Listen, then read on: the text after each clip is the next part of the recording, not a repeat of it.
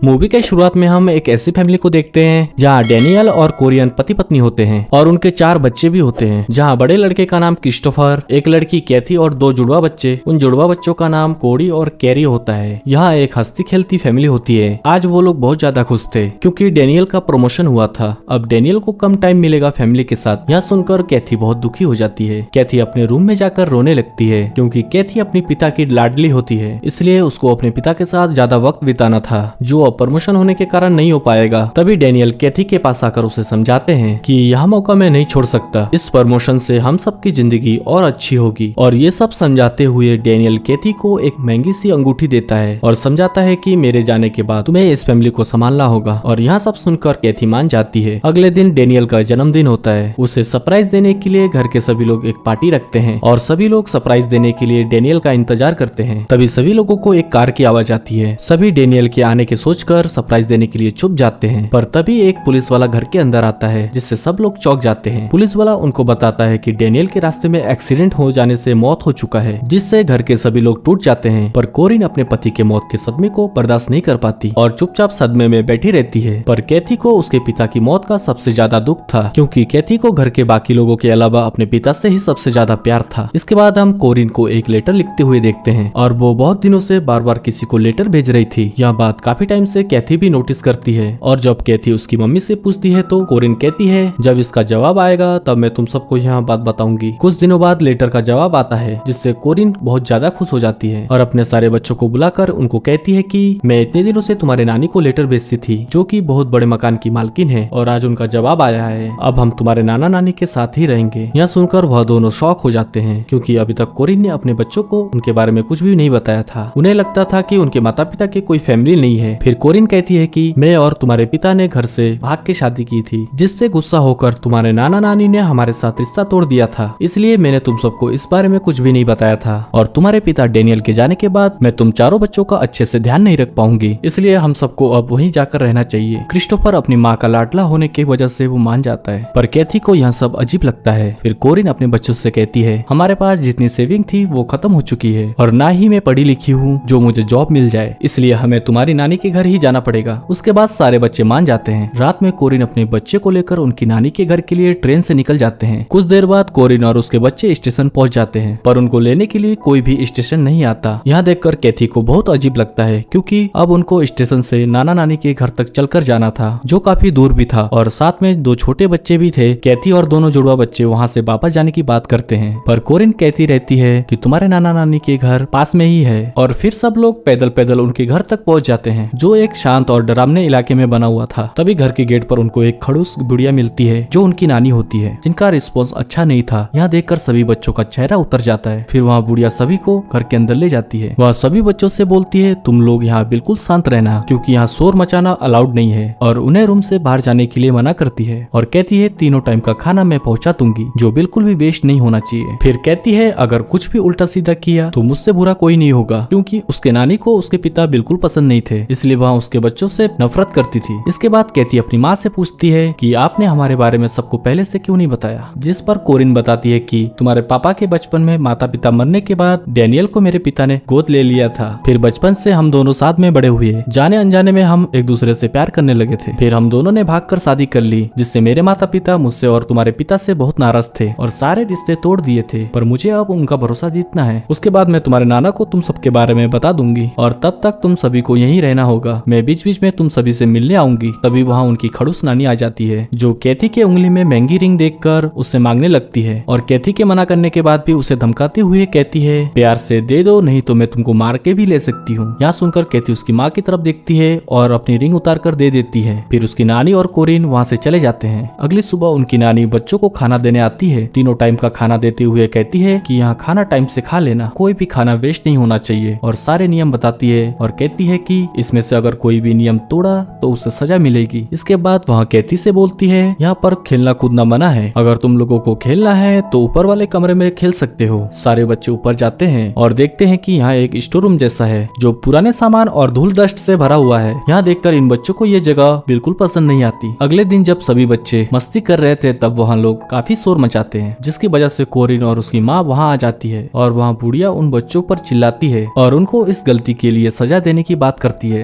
कोरिन उन बच्चों की गलती अपने ऊपर ले लेती है और माफी मांगती है, पर उसकी माँ उनके बदले उसे सजा देती है और पीठ पर बने निशान को सभी बच्चों को दिखाने के लिए कहती है और सभी बच्चों से कहती है अगर तुमने दोबारा कोई गलती की तो तुम्हारे साथ भी यही होगा। अगले दिन हम देखते हैं कि कैथी दीवार पर एक कैलेंडर बना रही थी क्योंकि इन लोगों को यहाँ आए 1 हफ्ता हो गया है और पिछले 1 हफ्ते से उनकी माँ उनसे मिलने भी नहीं आई थी। ऐसे ही 1 महीने के बाद कोरिन अपने बच्चों से मिलने आती है। कैथी को अपनी माँ कोरिन को देखकर अजीब लगता है क्योंकि कोरिन आज बहुत सज धज के आई थी। दरअसल कोरिन बच्चों को यहाँ रख कर अपनी लाइफ एंजॉय कर रही थी। तभी कैथी अपनी माँ कोरिन से पूछती है कि आपने नाना को हमारे बारे में बताया कि नहीं। तब कोरिन कहती है कि मैं उनको तुम्हारे बारे में नहीं बता सकती क्योंकि तुम्हारे नाना ने मुझे एक शर्त पे रखा है और यह शर्त ये था कि मेरा कोई बच्चा नहीं होना चाहिए और इसलिए मैंने तुम लोगों को यहाँ बंद करके रखा है। जो सुनकर सारे बच्चे बहुत दुखी हो जाते हैं। उसके बाद क्रिसमस आता है। क्रिसमस वाले दिन सारे बच्चे मिलकर अपनी नानी के लिए एक अच्छा सा कार्ड बनाते हैं ताकि उनके नानी को खुश कर सके और उनकी नानी उन्हें थोड़ी फ्रेश हवा के लिए बाहर जाने दे। पर उस बुढ़िया को कोई फर्क नहीं पड़ता। फिर शाम को कोरिन अपने बच्चों के लिए बहुत सारे गिफ्ट लाती है और कहती है शाम को यहाँ पार्टी है, तुम सबको आज अच्छा खाना मिलेगा। लेकिन गिफ्ट और इन सब बातों से बच्चे बिल्कुल भी खुश नहीं थे। वह कोरिन के साथ पार्टी में जाने के लिए जिद करते हैं। कोरिन के मना करने के बाद भी कैथी और उसका भाई नहीं मानते। फिर कोरिन कैथी और उसके भाई को टेबल के अंदर छुपा देती है और कहती है तुम यहीं से पार्टी एंजॉय करना। फिर कैथी और उसका भाई पार्टी में अपने नाना को देखते हैं जो काफी बूढ़े थे। इसके बाद वो वहाँ से अपने रूम की तरफ जाने लगते हैं जहाँ रास्ते में उनको अपनी माँ दिखती है जो किसी अनजान आदमी के साथ किस कर रही थी, जो देखकर वहाँ समझ जाते हैं कि उनकी माँ का उनके साथ अफेयर चल रहा है। यहाँ देखकर कैथी अपने रूम में चली जाती है लेकिन क्रिस्टोफर पूरे घर में घूमने लगता है जो कि उसकी माँ को पता चल जाता है। तभी उसकी माँ आकर क्रिस्टोफर पर बहुत गुस्सा करती है और उसे थप्पड़ मार देती है। अगले दिन क्रिस्टोफर एक अडल्ट बुक पढ़ रहा होता है। तभी कैथी वहाँ आकर उसे पढ़ते हुए देख लेती है और यह बात कैथी अपनी माँ को बोलती है, जिस पर कोरिन बोलती है कि जब बच्चे बड़े होते हैं तो उनमें ऐसे बदलाव आने लगते हैं। और ऐसा कहते हुए कोरिन अपने पास रखे एक ड्रेस देती है। बाद में कैथी उस ड्रेस को पहन कर देखती है। तभी क्रिस्टोफर आ जाता है और कैथी को ऐसा देखकर वो उसे देखता ही रहता है। लेकिन तभी वहाँ उनकी नानी आ जाती है और उन दोनों को ऐसे हालत में देखकर उन्हें लगता है कि ये दोनों भाई बहन डॉक्टर डॉक्टर खेल रहे हैं, इसलिए सजा के तौर पर कैथी के बाल काटने को बोलती है। लेकिन क्रिस्टोफर उसे रोक लेता है। फिर नानी कैथी से कहती है कि अगर तुमने अपने बाल नहीं काटे तो तुम्हें अगले 1 हफ्ते तक खाना नहीं मिलेगा। फिर कुछ दिनों बाद बच्चों पर तरस खाकर वहाँ बुढ़िया कुछ फल देकर जाती है। उसी रात हम देखते हैं कि कैथी के बालों में किसी ने कुछ लगा दिया था जिससे उसे बाल काटने पड़ते हैं। इस दौरान कैथी बहुत इमोशनल हो जाती है। फिर अगले दिन रात को कैथी और उसका भाई क्रिस्टोफर घर की खिड़की से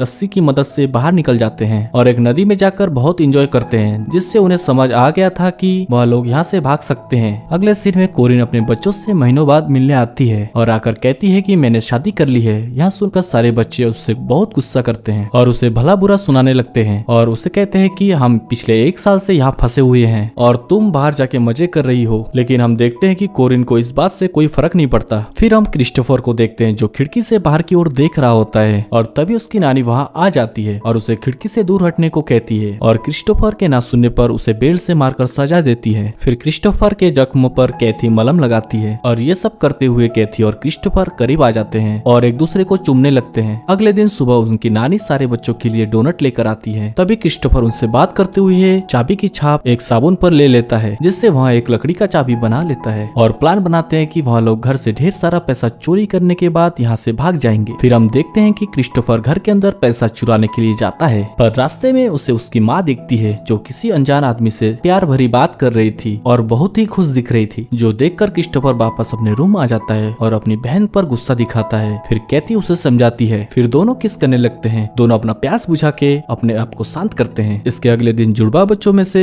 कोड़ी की अचानक तबीयत बिगड़ जाती है। फिर कोरिन उसे हॉस्पिटल लेकर जाती है और फिर कुछ दिनों के बाद वापस आकर वहाँ बच्चों से बताती है कि कोड़ी को फूड पॉइजनिंग हुआ था, जिसके कारण उसकी मौत हो गई है और फिर मैंने उसे दफना दिया। यहाँ सुनकर सब समझ जाते हैं कि कोरिन ने ऐसा इसलिए किया क्योंकि बच्चे उसे बाहर जाकर देखने की जिद करते। और अब यहाँ सब सुनकर तीनों बच्चे उसकी माँ से और ज्यादा नफरत करने लगते हैं। इसके बाद कैथी और क्रिस्टोफर आज ही घर से भागने की बात करते हैं, इसलिए क्रिस्टोफर घर में पैसे लेने के लिए जाता है। लेकिन इस बार नौकरों से हैरान करने वाली बात पता चलती है कि उनके नाना को मरे हुए 7 महीने हो गए, मगर अभी तक इस बारे में किसी ने कुछ नहीं बोला, यहाँ तक कि उसकी माँ ने भी नहीं। फिर वहाँ वापस अपने रूम पर आता है जहाँ पर अपने पालतू चूहे को मरा हुआ देखता है, जो कि वही डोनट खाने की वजह से मरता है। अब कैथी और क्रिस्टोफर समझ जाते हैं कि उनके खाने में हर दिन थोड़ा थोड़ा जहर मिलाया जाता है ताकि वह लोग मर जाए और कोड़ी की भी जान इसी वजह से गई है। तभी वहाँ पर उनकी नानी आ जाती है और क्रिस्टोफर से चाबी मांगती है। क्रिस्टोफर उसे चाबी नहीं देता और कैथी और कैरी को ऊपर स्टोर रूम में जाने को कहता है। तभी उसकी नानी उसके पीछे जाने लगती है। पीछे से क्रिस्टोफर भी आ जाता है और गेट बंद कर देता है, फिर लाइट ऑफ कर देता है क्योंकि उसे पता था कि उसकी नानी को अंधेरे से डर लगता है। उनकी नानी अंधेरे से डरकर उनसे हेल्प मांगती है और यहाँ भी कहती है कि डोनट में मैंने जहर नहीं मिलाया था, यह आइडिया तुम्हारे माँ का था। जो सुनकर उनको बुरा तो लगता है पर अब उनको कोई फर्क नहीं पड़ता और फिर सभी स्टोर रूम में आकर एक रस्सी के सहारे खिड़की से नीचे उतरते हैं और भागने लगते हैं। कुछ देर भागने के बाद एक आदमी उन्हें गन पॉइंट पर रोक लेता है, मगर सारी सच्चाई बताने के बाद वह आदमी बच्चों को वहाँ से जाने देता है और इसी के साथ यह मूवी खत्म होती है।